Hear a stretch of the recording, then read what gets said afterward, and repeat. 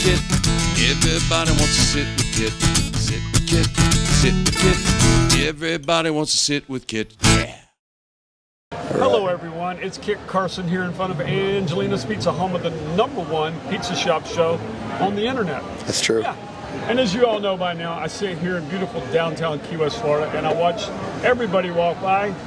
Occasionally I get to sit and stop and talk to the rock stars, the heroes, and the gods. And that's what I do. When's one of them going to walk by? Well, you know, I let the jury decide whether you're a rock star, a hero, or a god. You're all three, in my opinion. Wow. Look at that camera and tell everybody your name and where you're from. My name is Henry Lessie Jr., and I'm a bass player here in Key West, from Baltimore, but I live here for 8 years. 8 years? 8 years. Damn. So you're playing tonight. Who are you playing with tonight? I'm over at Hog's Breath right now with Tony Baltimore. Oh, wow. We're doing the mid-shift all week over there, 4:30 to 8:30. Nice, nice. And I just happened to be walking by to get something to eat. That's true. And now I'm sitting here talking to you. That's Key West. I love it. Always important. I love it. Always. So you've been playing the bass down here predominantly with a couple of different people. I pretty much play with a varied array of folks. Yes. Yes. I've noticed. You know, I'd say my main band's the Andy Westcott Band. I also play Tony Baltimore, Wild Awake. Yeah. Cayman Smith Martin. I played Dirty Harry's last night with the Swerves. Yeah. That's true. I don't know, like a little bit of everything. Whoever will hire me, really. So, bass. What was your influence to get you playing bass? Well, you know, I grew up in the 80s, if I'm going to age myself. So I listened to a lot of like heavy metal at that time, which really screwed me up later when I really wanted to get serious about learning music. You know, some of my earlier influences were like Metallica and Cliff Burton and stuff like that. Not that I play anything like that now. Although we did just get a request for some Metallica like 5 minutes ago. Yeah, that was kind of weird. Yeah, of course everybody wants to hear Enter Sandman. But you know, I listen to a lot of like funk and soul. You know, James Jamerson and Willie Weeks and these guys from back in the 70s. I like a lot of that kind of stuff. You know, and now I don't know, listen to a little bit of everything. Everything's an influence these days when you play with a lot of bands like I do. It's amazing what triggers you to do it, though. Yeah, well, you know, I think a lot of it started because we wanted to meet girls. And, like, as soon as you start playing an instrument, like, girls will talk to you that wouldn't talk to you before. That's kind of true. In middle school, my first gig was the middle school talent show. There you go. And the girl I liked, her name was Danielle, I remember it. Yeah, she came and talked to me after that. She would never talk to me before. And I was like, oh, this is the right thing. Now I figured it out. This is the right thing to do. I'm going to keep doing this. Right. So what did you do? You remember? What song? Yeah. We played Louie Louie. Yeah, we played Louie Louie and... Did you play what was it? Actually, Stanley Clark and George Duke, was that who it was that did that? I don't even. Funky version. Yeah, we didn't do a funky version. We did a version of you know, like 11-year-olds would do. Well, there you go. We knew that many chords, you know, that was it. So you start there and you work your way up. I'm a little bit above that now, but barely. Yeah, he saw himself just a nickel or two short on that one. You know, I don't know about that, but you rock it out pretty hard. I appreciate it. Thank you. Yeah, that's nice. So, Baltimore, how was that growing up?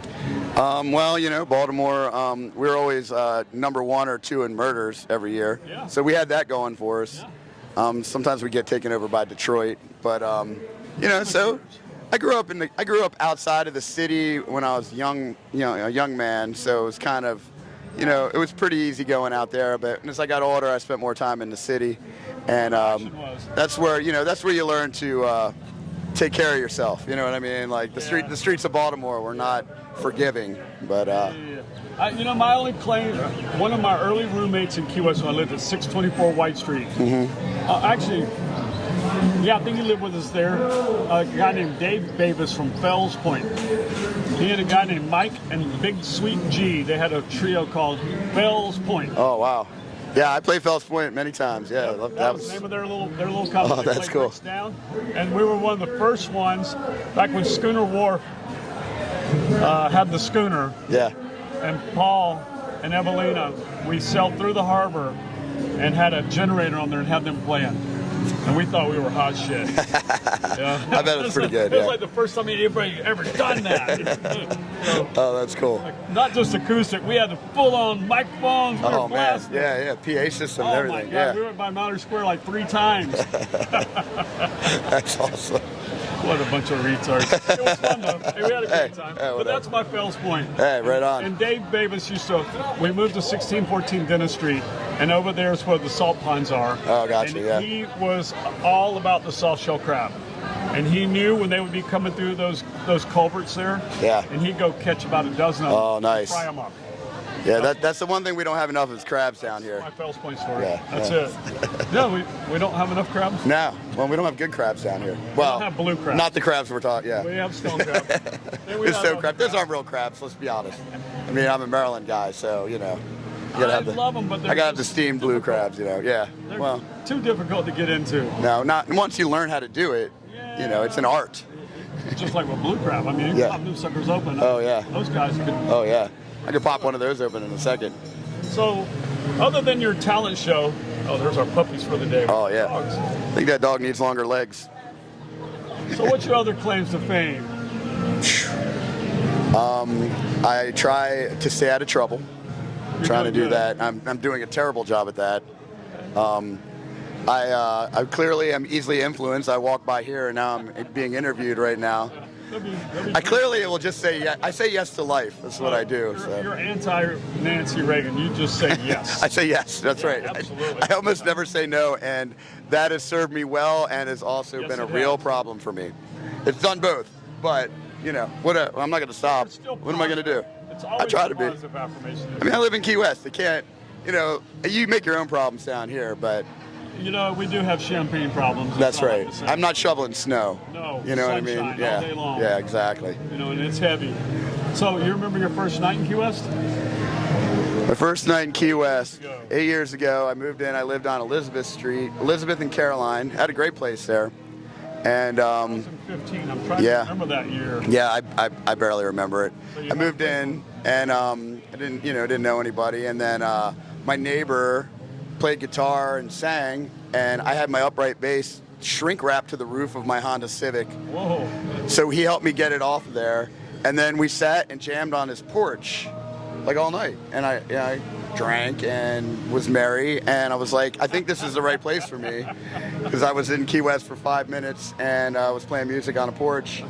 And then the next night, I played my first gig at Lazy Gecko, which is right across the street, which isn't there anymore. But played my first gig over there with Ross Brown and Yvonne Agbo, who's no longer with us, unfortunately. Ross Brown. Yeah, Ross Brown was the first guy that gave me gigs here. Yeah. So yeah, I love you, Ross. Appreciate that. That's why I know you. I remember, I think he used to pull his van up over here Oh yeah, and come in and, now. yeah, that creepy van he's got. I know. He still has it. Does yeah. he? Yeah. Love He's not it. allowed to go near schools. I'm Yeah, pretty sure well, with you that know. van. Huge banner flying on That's top right. of that thing. Stay 100 yards away. Yeah, that's right. I'm pretty sure he keeps candy in there. I don't know. I don't know anything about that. I know that you're on your break. Yes. and Oh, that's true. I got to get back really there. appreciate you sitting there. Yeah. Thanks for having me. This But is before awesome. you go, we got one tough question. I only Sure. have one question that I ask. Perfect. If you were a pizza, what kind of pizza would you be? I would be pepperoni. That's it. I don't need more than that. That's Who all you needs need more to than do. that? That's enough. Pepperoni. Wonderful. Well, it's the Earl of Pizza saying thank you everyone for watching, and if you like it, please share it and subscribe to our channel. As always, thank you and have a good evening. Thanks, Kit. Bye. Cut. Everybody wants to sit with Kit. I said, sit with Kit, sit with Kit. Everybody wants to sit with Kit. Sit with Kit, starring the Earl of Pizza himself, the #1 pizza shop show on the internet. Prove me wrong. Join Kit and his celebrity guests from Angelina's Pizzeria on Duval Street in Key West, where the fun never stops. Sit back, relax, and laugh. You never know who's going to show up for Sit with Kit.